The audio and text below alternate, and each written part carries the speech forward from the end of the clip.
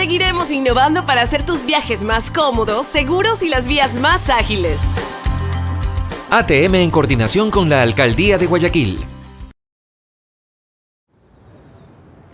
Muy buenos días amigos, bienvenidos a su programa Café La Posta, martes 15 de octubre del 2019.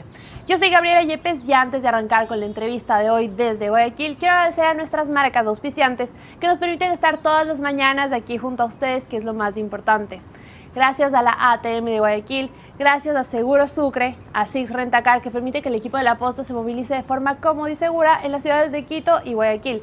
Gracias a Azúcar Valdés, porque detrás de esta bolsita de azúcar, como les digo cada mañana, hay 180.000 empleos, es decir, 180.000 familias beneficiadas. Gracias a SmartUp, un grupo de abogados que atiende emprendimientos. Y quiero hacer también una mención especial al gobierno de Guayas y a su programa Guayas Contigo. ¿Sabían que cada mes van a los cantones de la provincia para brindar a la ciudadanía, a los guayasenses, bienestar y salud? Sin duda, una gran iniciativa por parte del gobierno del Guayas. Ahora, amigos, podemos pasar directamente a las noticias en caliente.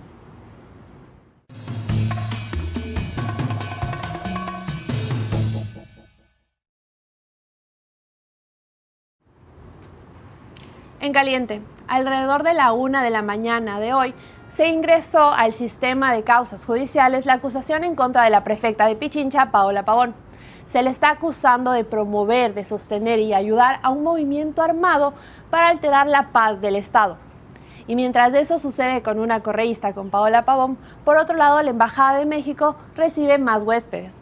Ayer anunciaron que decidieron proteger y resguardar a otros correístas. Entre ellos está la asambleísta Soledad Buendía y su esposo, el asambleísta Carlos Viteri y su esposa. Es así como se unen cada vez más correístas a hacerle compañía a Gaby Rivadeneira en la Embajada de México. Por otro lado, en caliente, el Ministerio de Transporte y Obras Públicas anunció a través de un comunicado que tras el decreto, la derogación del decreto 883, la subida de los precios de los pasajes queda sin efecto. Así es, y hoy la Agencia Nacional de Tránsito dispondrá que los precios que ahora están de los pasajes regresen a su valor anterior. Bien amigos, para la entrevista de hoy tengo como invitado al doctor Héctor Vanegas. Junto a él analizaremos la situación de los presos correístas y quienes están pidiendo asilo o están siendo protegidos por la Embajada de México por el presidente Manuel López Obrador. Vamos a la entrevista.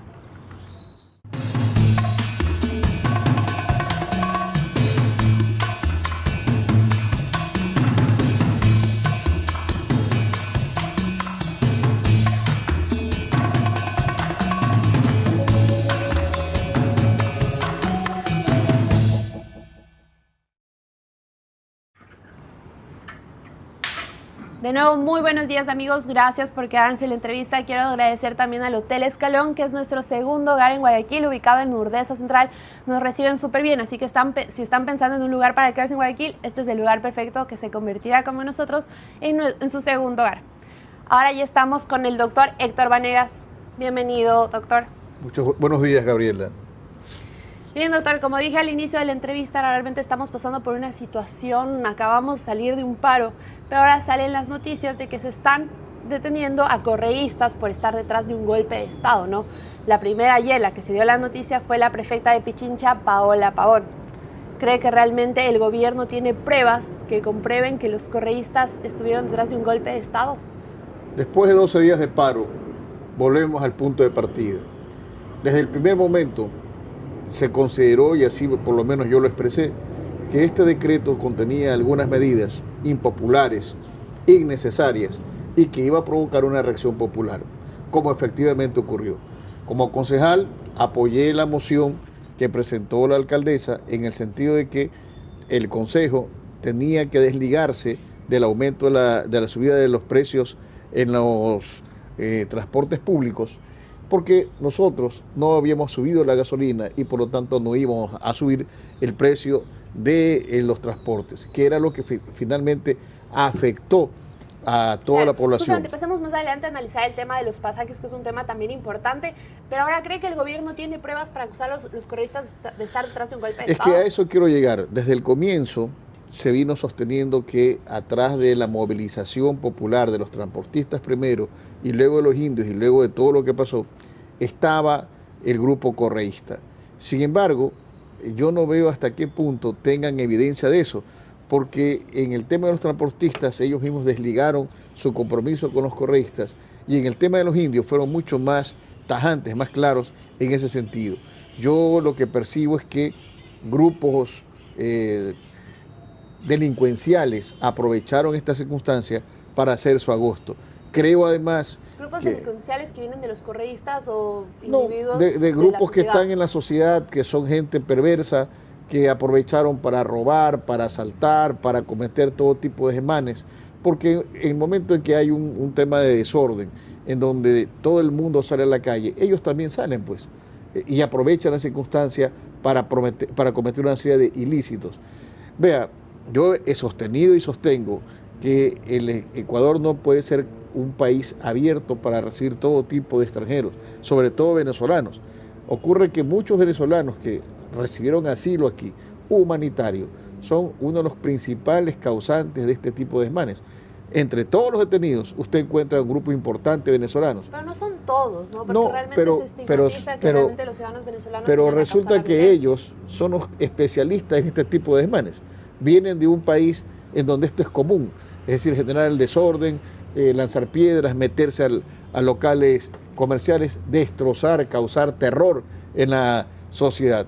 Por lo tanto, resulta para mí un poco incomprensible creer que los correístas han financiado o han organizado esa sublevación. ¿Usted no lo cree? Yo no, es decir, yo soy un poco escéptico porque no veo una evidencia palpable. El solo sostener, el solo afirmar, sin mostrar documentación cierta o algún elemento cierto, genera obviamente una duda.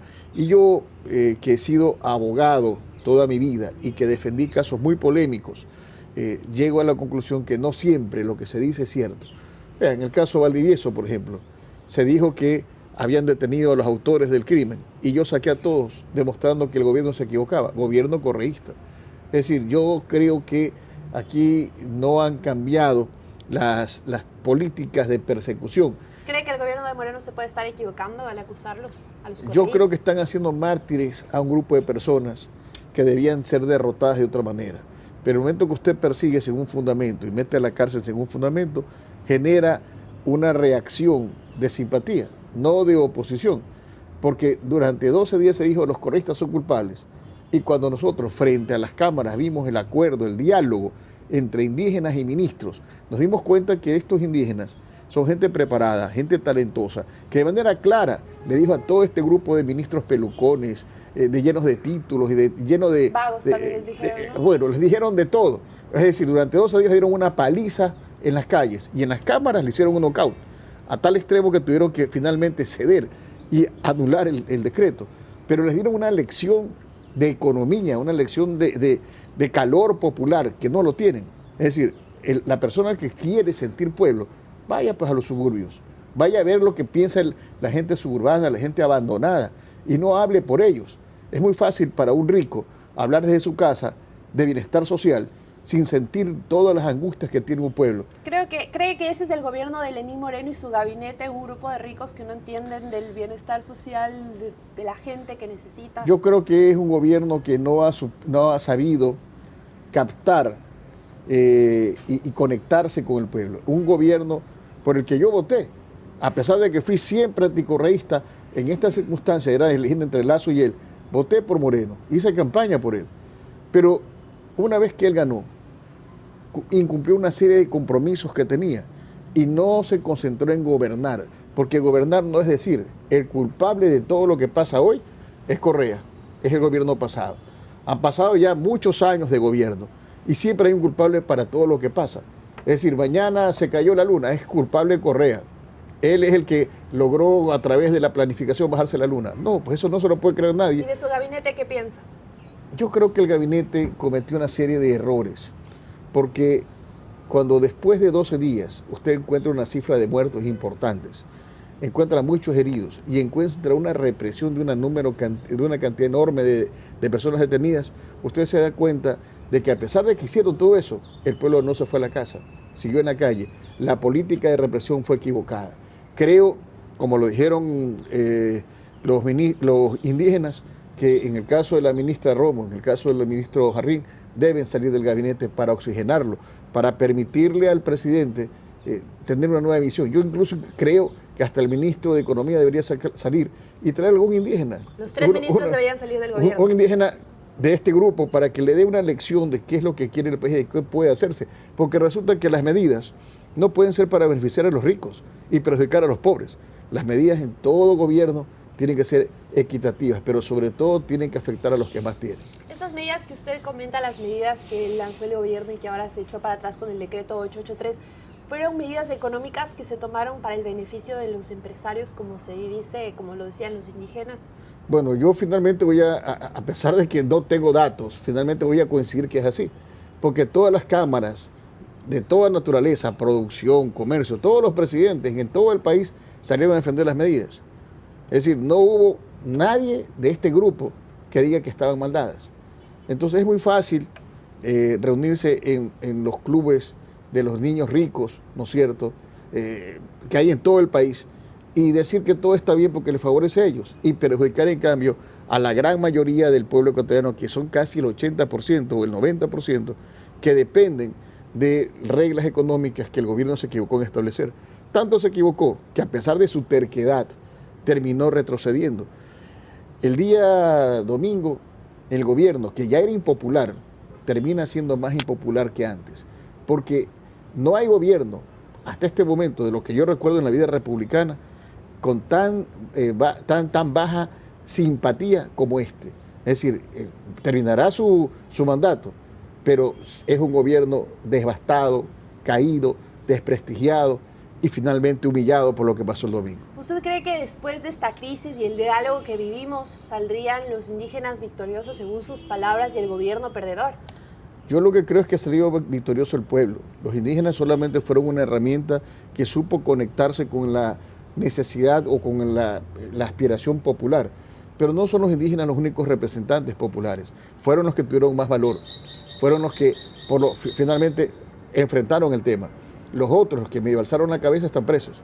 Porque solamente el hecho en el caso de los correístas, sostener que tenían que marchar, el solo decir que tienes que marchar, está preso o está asilado.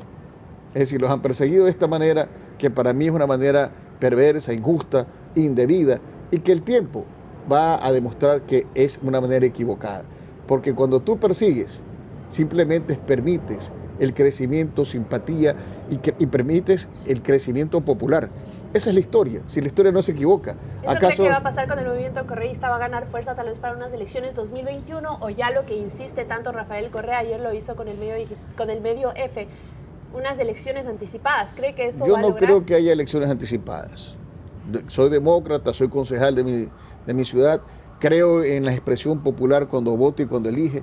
Creo que cuando el pueblo decide, uno tiene que respetar la decisión. Porque, vea, es muy fácil. Cuando Alfaro llegaba en su quinta presidencia al país, terminó ganando la elección. Y entonces un grupo de ricos reunidos en el Club de la Unión se decían entre ellos, pero si Alfaro no lo quiere nadie, ¿cómo gana? Y un mesero le dijo, solo el pueblo. Es el pueblo el que decide, no las minorías. Por lo tanto, si Correa logra conectarse con el pueblo, evidentemente que tiene una simpatía. Yo quisiera preguntarle, ¿por qué en Argentina la Kirchner, que ha sido perseguida por el gobierno actual, le han iniciado una serie de procesos judiciales? Está a punto de ganar la elección presidencial en binomio con el señor Fernández. ¿Cómo se explica esto? ¿Hay algo que no puede entenderse? No, sí se entiende. El señor Correa, vea que yo soy anticorreísta y lo digo y no estoy con él, pero el señor Correa durante 10 años, a pesar de todas las barbaridades que cometió, dejó puentes, dejó hospitales, dejó edificios, dejó bienestar al pueblo. Y en estos 2 años y medio, ¿qué ha hecho este gobierno? Claro, pero digamos también si hacemos un balance y ponemos en una balanza todas las obras, que es un símbolo de todos los correístas, ¿no? Las carreteras, y por el otro lado toda la plata que se llevaron, 70.000 millones de dólares según el Banco Interamericano de Desarrollo. Bueno, esa afirmación tiene que ser probada judicialmente. Mientras no esté probada, es una suposición. Pero lo que sí es cierto... Todavía hay papeles, en Contraloría hay papeles que demuestran que hubo sí, sobreprecios, pero a ver, yo lo que soy es abogado. Yo no soy ni arquitecto ni ingeniero. y yo no creo en pruebas que no están demostradas judicialmente, porque es muy fácil levantar infundios. Vea, le voy a dar un ejemplo. Aquí mataron a un hincha llamado Arenita. La policía dijo el asesino es Lagartija, un hincha de Emelec. Tenían el arma, tenían testigos y tenían a un detenido. Era muy fácil. Yo asumí la defensa de la víctima y demostré que Lagartija no lo mató, que lo mataron un grupo de policías. Les demostré enseñando una serie de videos y pruebas que yo conseguí. Por lo tanto, yo soy un hombre muy escéptico en creer que las cosas son como se dicen mientras no se demuestra verdaderamente eso son ciertas. En este país se han creado muchas pruebas, hay mucha gente presa e inocente a través de pruebas ficticias creadas de manera malintencionada. Se lo digo yo, que soy un litigante que ha recorrido y que ha recorrido todo el país, no es que haya defendido solamente en Guayaquil. Por eso yo me reservo la duda. A mi edad, Gabriela, yo ya soy más escéptico, yo no soy de los que siguen una verdad que se dice mientras no se demuestre que sea cierta. ¿Usted no cree entonces, usted no creería en el cuaderno de Pamela Martínez? Pero si ella misma ha dicho que el cuaderno lo elaboró después de que fue detenida. Ella misma ha dicho que lo hizo recordando hechos posteriores a el momento en que ocurrieron, es decir, 4 años después. Es difícil que, vea, ni yo tengo la memoria tan, que siempre me he jactado de ser, siempre fui el mejor estudiante de mi generación, con una memoria privilegiada, ni yo puedo recordar qué pasó hace 7 años y dar la cantidad exacta, $1,250 con 30 centavos para tal persona, y luego llenar una serie de cantidades de memoria. Eso es imposible. Eso es algo que fue hecho seguramente en compañía de alguien que le iba dictando y que iba llenando. Se probó que el cuaderno, por ejemplo, no era de ese año en que supuestamente se elaboró. Eso ya vicia la prueba. Esa prueba es creada. Es lo que yo creo como abogado que soy, como litigante que he sido toda mi vida, y genera una duda muy, muy grave. Por lo tanto, si usted quiere perseguir a una persona, no le invente delitos, sígalo por lo que realmente se puede hacer. Porque al no poder probar los hechos, usted ha demostrado que tiene un gran poder de persecución y que hay un inocente al frente suyo que resistió y que le ganó. ¿Cree que realmente de ese error ha cometido la Fiscalía General del Estado y el gobierno? Porque tenemos antecedentes y recordamos el caso de Olavini, que hasta ahora no se sabe de qué lo están acusando, y el más reciente, que se detuvieron a un número de 17 venezolanos y les tocó dejarles libres a la mayoría, porque realmente no se pudo probar que ellos estaban comunicando o enviando las fotos de la movilización presidencial a Venezuela, digamos, que es como que lo que se presumía. Ha cometido errores la Fiscalía. Pero no solamente errores, sino que ha generado una serie de expectativas en complicidad con la policía en algunos casos. Es decir, por llamar la atención, por pretender demostrar ser exitosos, han creado falsas afirmaciones que finalmente se les ha caído. Es decir, son culpables, el caso de los venezolanos, a los cuales yo rechazo y quiero que se vayan todos, pero son culpables porque tienen teléfonos. Caramba, eso no nos hace culpables de nada. Son culpables porque tienen $4. ¿Y eso cómo nos hace culpables $4? No, o sea, usted tiene que encontrar de qué forma el delito, a través del nexo causal, vincula a la persona que supuestamente ha cometido la infracción. Pero no solamente es la afirmación, porque la afirmación, la denuncia, es perversa cuando no se demuestra el hecho. Lo que pasa es que cuando usted acusa a alguien, toda la prensa lo aplaude. Cuando ese alguien sale inocente, ni siquiera hay un espacio en el periódico que diga se equivocaron. Esa es la consecuencia de un país como este, en donde el escándalo social, donde la televisión, los medios de comunicación hacen escarnio de una persona que resulta ser víctima de una gran persecución estatal. ¿Cree que se están haciendo los medios de comunicación ahora durante este gobierno? Creo que han cometido algunos errores. Y estos errores son fatales porque no puede, por desafecto, atacarse a una persona y no darle la equidad de la defensa. Creo que en ese sentido debe corregirse, porque además la Constitución así lo establece. Pero hoy, lamentablemente, vivimos en esta época aparente de terror, en donde después de que fueron derrotados el gobierno por un grupo popular, entre ellos los indios, que se levantaron, se pararon. Vea, yo tengo 54 años. Jamás en la historia de estos 54 años que yo tengo de vida, un paro ha durado 12 días. Jamás. Este es un récord. Es el más fuerte de la historia, ¿no?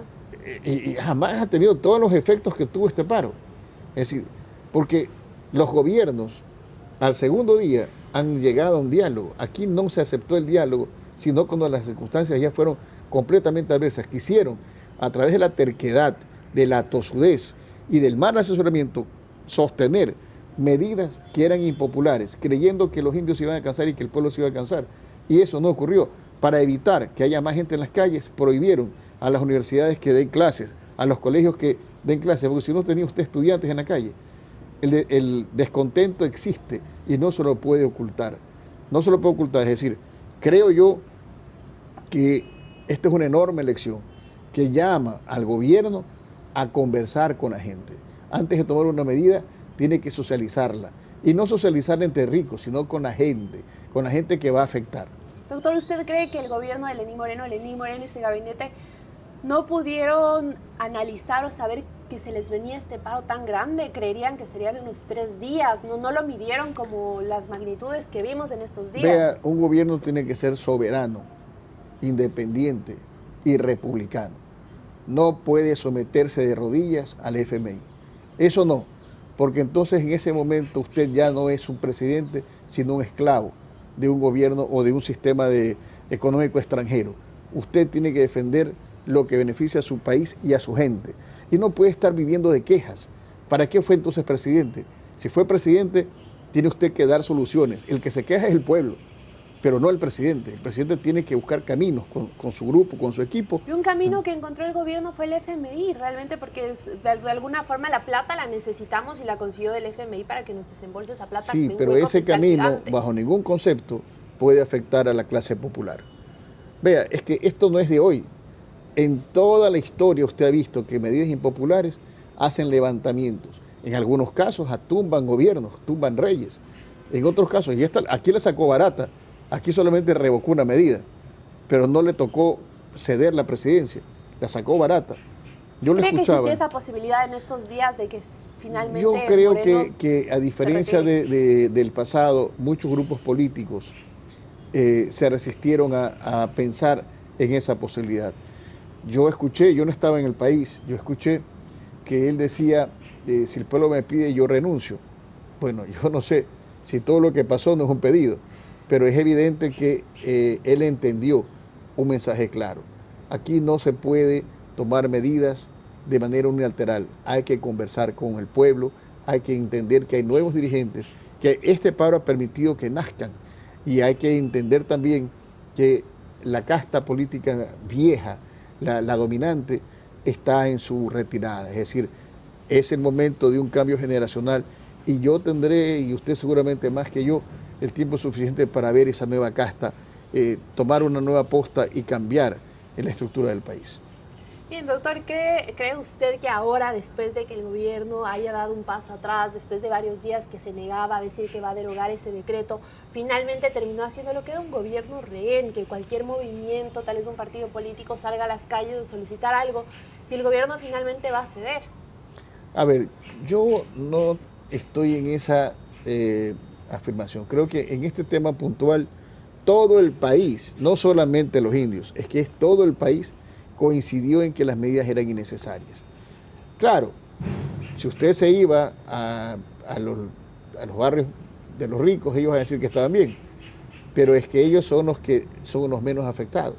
Pero el país, el gran pueblo, estaba afectado, porque es que subir la gasolina significa subir también el transporte público. Hay familias, Gabriela, que viven con el centavo, es decir, si tienen 4 personas que salen todos los días o al colegio o a trabajar, significa que tienen que pagar todos los días el transporte y que estaban pagando un valor y de repente suben a 40 centavos.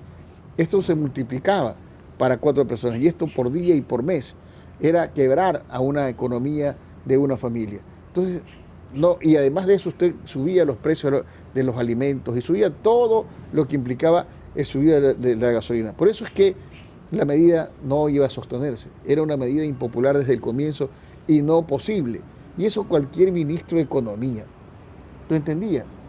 Cualquiera, es decir, desde que yo tengo memoria, nunca se han tomado este tipo de medidas tan agresivas. Cuando el presidente Bucarán quiso subir el gas le costó el puesto. Entonces, hay cosas que uno tiene que recordar con claridad.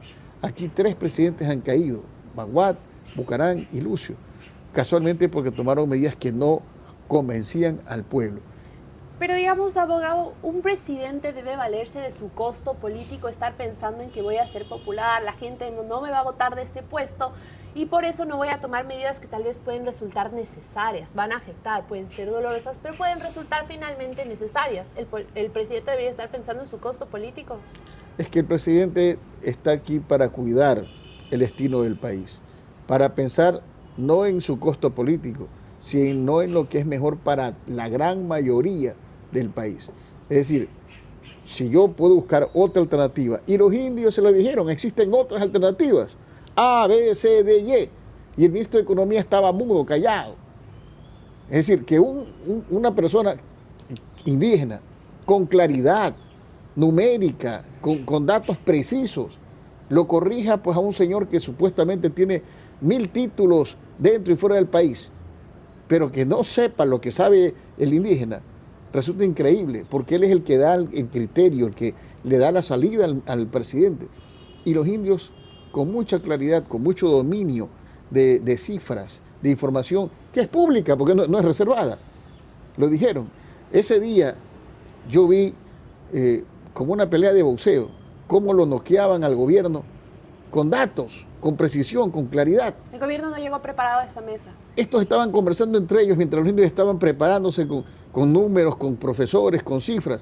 Es decir, su lucha no solamente fue en la calle, fue una lucha de preparación académica, de convencimiento. ¿Quién en el país puede dudar que lo que los indios decían era claro, era sincero, y era directo, y era posible? El gobierno no pudo rebatir. Cuando medio quiso hablar, el ministro de Economía le embarró más, queriendo imponer y mantener la medida económica contra la que todo el mundo estaba en contra. No, uno no puede ser esclavo de grupos extranjeros. Uno tiene que entender que este es su país y que tiene que defender a su patria y a su pueblo de la mejor manera. El gobierno puede tomar medidas y puede dirigir el Estado, pero ya déjese de quejar del gobierno anterior, pues. Todos los días se habla del gobierno extranjero. Yo no he visto en ningún gobierno de toda mi vida cómo un presidente solo se refiere al anterior. Es decir, mañana, si no llueve, el culpable es Correa. Correa porque se ve el agua. ¿Qué tiene que ver Correa con la lluvia?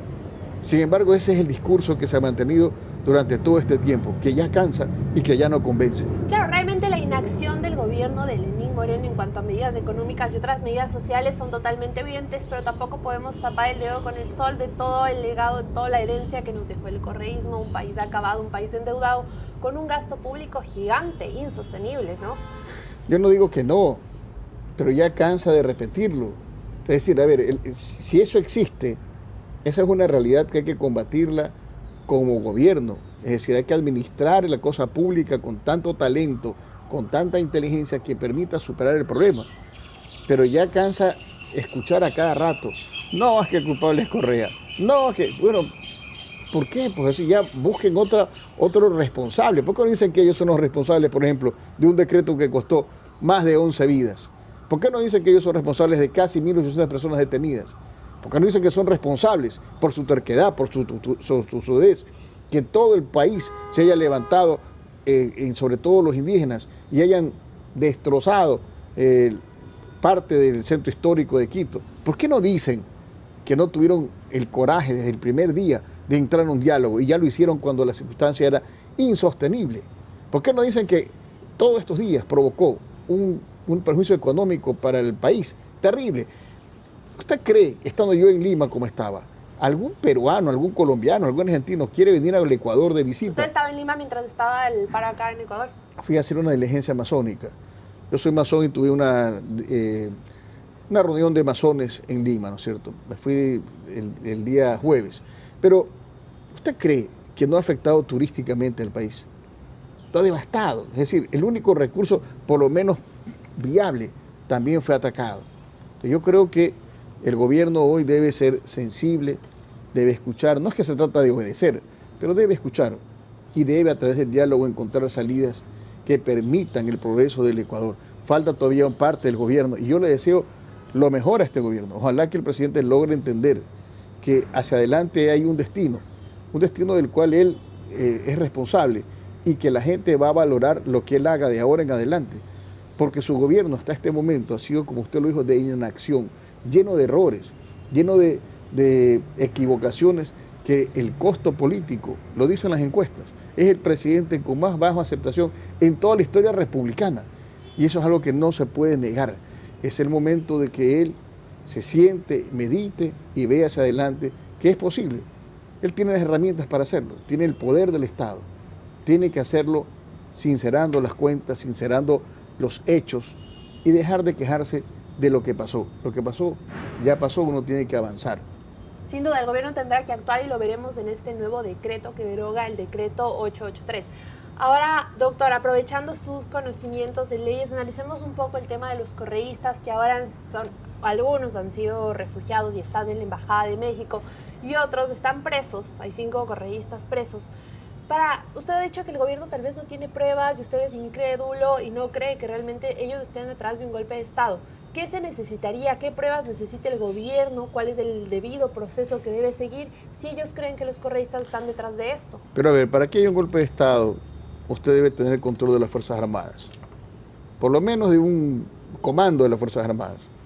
Nadie se manifestó a favor de rebelarse contra el orden constituido en 12 días de escándalo nacional. Para que haya un golpe de Estado debe tener por lo menos control de una función importante que es la Asamblea. No la tienen. Es decir, yo puedo reclamar, puedo decir, venga una elección anticipada, haya una muerte cruzada, pero eso no me vuelve a mí, es decir, bajo ningún concepto, un conspirador. Eso es parte del juego democrático en el que yo he escuchado, ellos se han puesto. Y luego, durante todo este tiempo, se ha detenido a un grupo de personas vinculados por hechos de corrupción que están siendo investigados. Un grupo de personas. Otro grupo de personas que no logró ser vinculado con este acto de corrupción, es decir, con el manejo doloso de dinero público. Otro grupo de personas, en cambio, han sido vinculados por este último episodio, como asociación ilícita, como rebelión, como terroristas, como delincuencia organizada. Es decir, le han creado a cada uno de ellos un delito diferente, para de esta manera someterlos, detenerlos y callarlos. Sin embargo, no deja en mí de causar admiración de la prefecta, que desde la cárcel lanza una carta en la que dice que ella no la van a callar y que entra a la cárcel con altivez. Vea, cuando a Fidel Castro lo detuvieron después del golpe, ese sí, un golpe de Estado, él hizo una famosa defensa ante el tribunal y reconoció que él sí había participado en un golpe de Estado, pero dijo, la historia me juzgará, y terminó ganando al final. ¿Usted está comparando a Paola Pavón con Fidel Castro? No, estoy comparando circunstancias históricas. Es decir, hay personas que son fieles a sus principios y usted no puede dejar de reconocer que la señora Pavón es fiel a su creencia y la defiende con altivez. Es muy fácil para una persona y sobre todo para una mujer detenida renunciar a todo, coger un cuaderno y escribir lo que le dictan para hacer un cuaderno supuestamente de transacciones económicas. Hay personas que en cambio son fieles a sus principios y que los defienden. Y eso es algo que merece admiración, porque en un país como el nuestro, en donde todos se acomodan de acuerdo a su propio interés, es difícil encontrar gente leal. Y eso es lo que yo veo. Yo soy un hombre viejo, ya no necesito aplaudir por aplaudir. Nunca lo he hecho en mi vida y ya estoy muy viejo para hacerlo. Somos rivales, lo hemos sido toda la vida, pero incluso en esa rivalidad debo reconocer valores que no veo en otras partes. Pero doctor, por lo menos ¿no le resulta dudoso de todas estas fotos que estuvieron ayer en redes sociales después de los allanamientos a las casas de correístas de Paola Pavón, de Cristian González y Pablo del Hierro, que eran otros colaboradores, y la inteligencia los acusa de estar organizando este motín que hemos vivido, ¿no?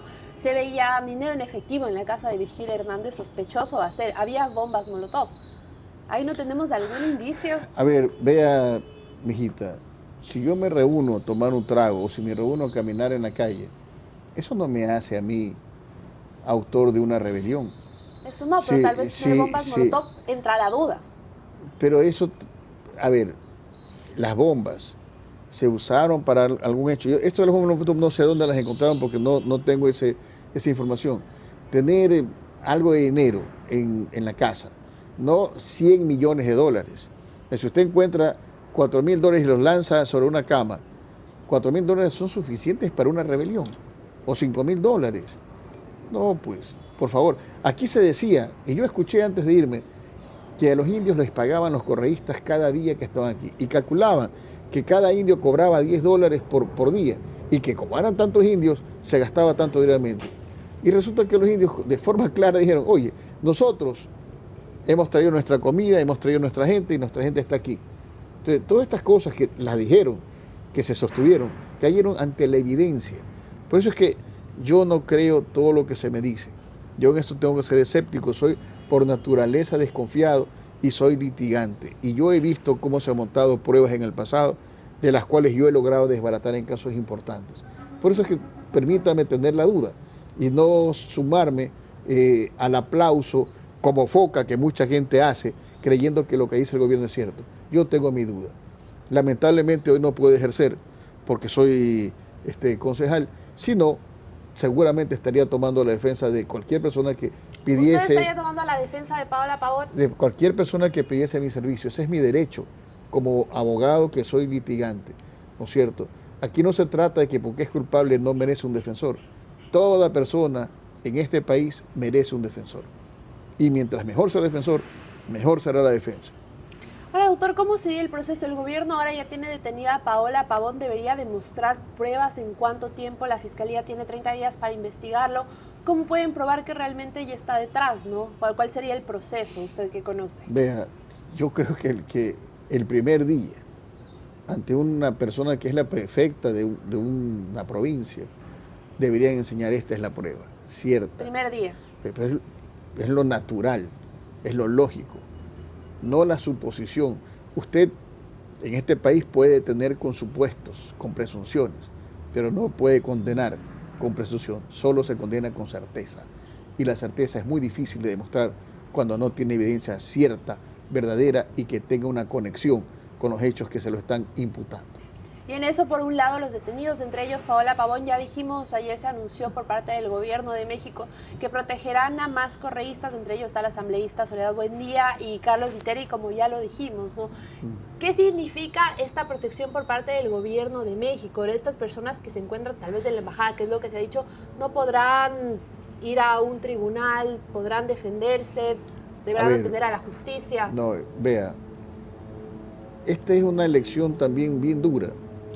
Porque cuando un gobierno como el mexicano, que no está acostumbrado a dar asilos políticos a nadie, pero cuando un gobierno como este le otorga asilo ya a varias personas, se demuestra que lo que ellos dicen es cierto, son perseguidos políticos. Pero es un gobierno de izquierda, ¿no? También analicemos, Manuel López Obrador es el primer gobierno de izquierda que fue felicitado por Rafael Correa cuando llegó al poder. Cualquiera que sea el gobierno que le dé un asilo político, se lo hace en base a un estudio de lo que está pasando.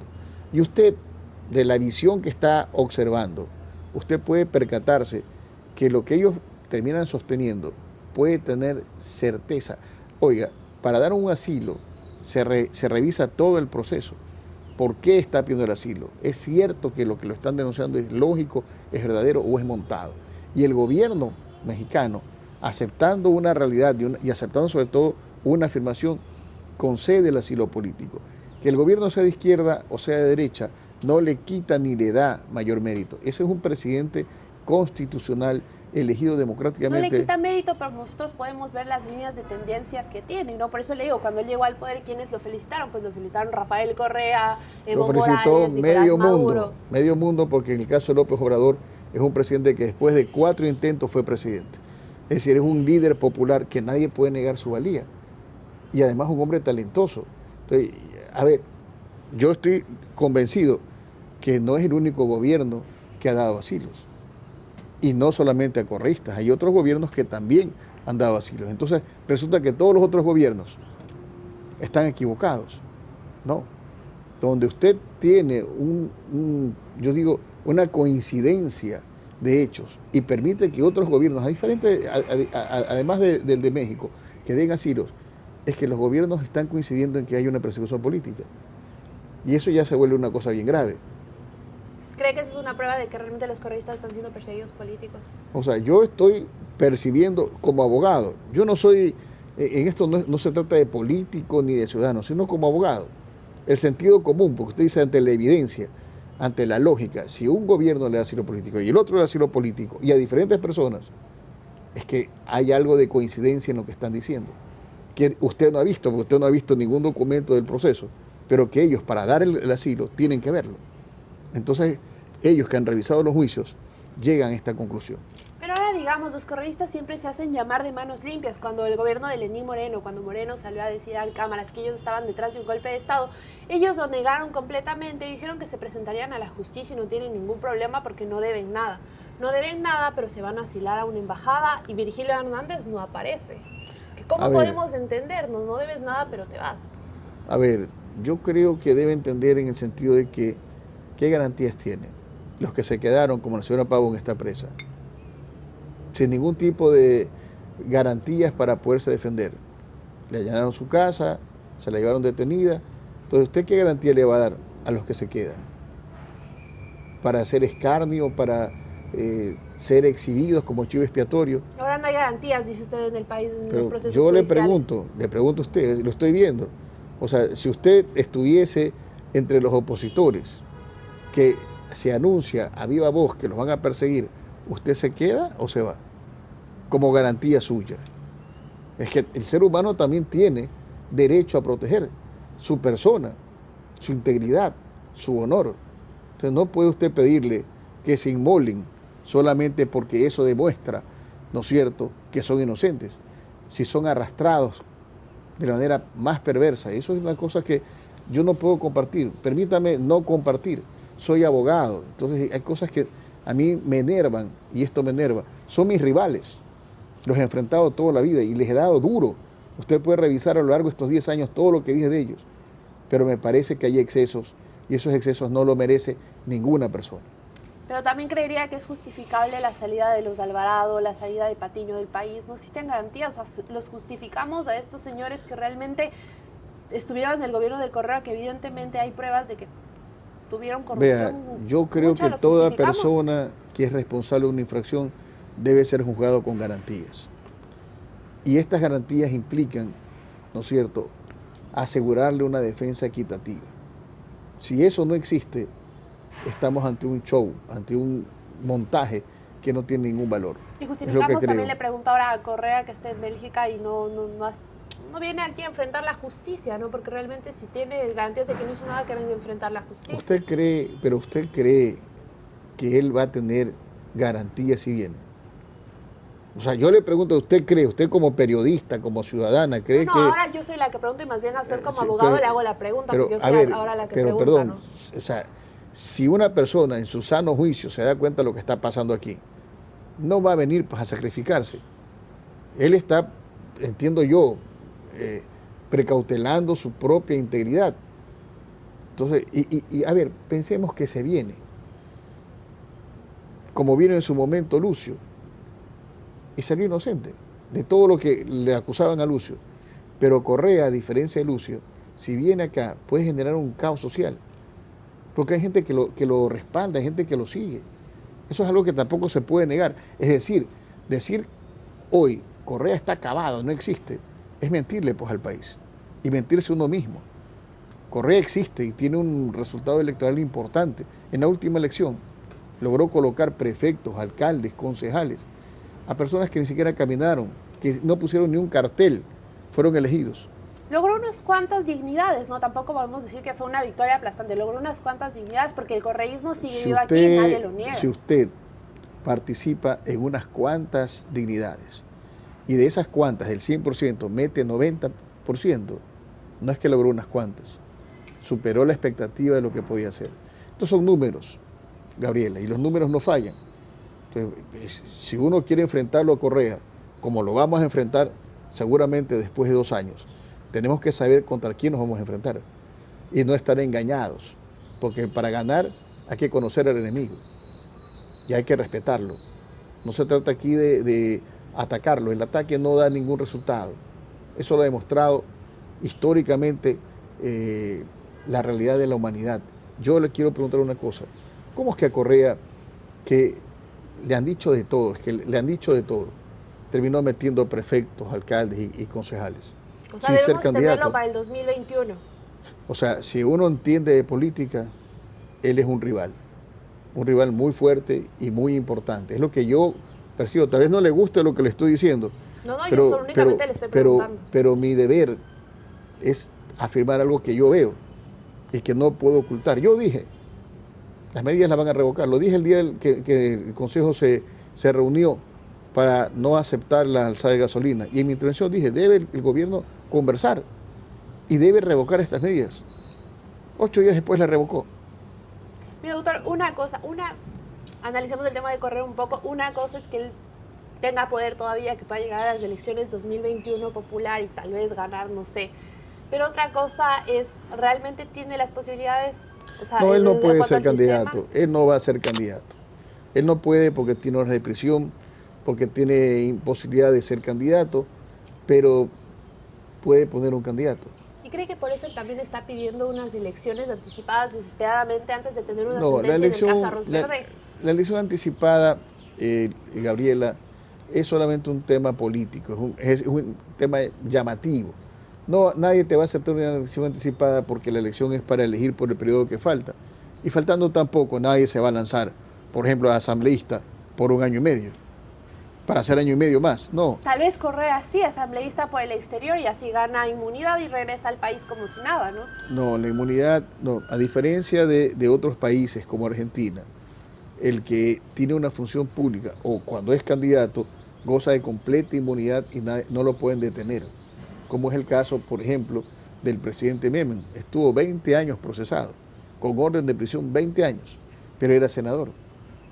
Después de 20 años, en una casación que duró mucho tiempo, le revocaron la orden de prisión y lo declararon inocente. Como el caso de Cristina Kirchner, que tiene orden de detención y está procesada, pero no puede estar presa porque tiene inmunidad. Eso ocurre en Argentina, en el Ecuador no ocurre eso. ¿De acuerdo? Con una orden de prisión, por mucha inmunidad que tengas, vas a ser detenido apenas llegues al país. No podría poner un candidato. Eso sí. Es que es lo que va a ocurrir. Él va a auspiciar a alguien. Entonces los posibles candidatos están siendo detenidos o están asilándose. O sea, los más cercanos a él son los que están persiguiendo para que ese delfín no pueda ser elegido cercano a él. Es lo que yo percibo y lo percibe cualquier persona que tenga un poco de visión política en el país. Perfecto, doctor, me quedo con eso. Muchas gracias por acompañarnos y analizar el tema con nosotros y muchas gracias a ustedes, amigos, por quedarse en la entrevista. Como les dijimos, estamos desde Guayaquil y queremos mandar un saludo especial a Anderson Boscan, que pronto regresará. Ya sé que los están extrañando, nosotros también lo extrañamos mucho. Y bueno, amigos, eso ha sido todo. Estaremos con más de Café La Posta el día de mañana, así que aprovechen su día. Chao.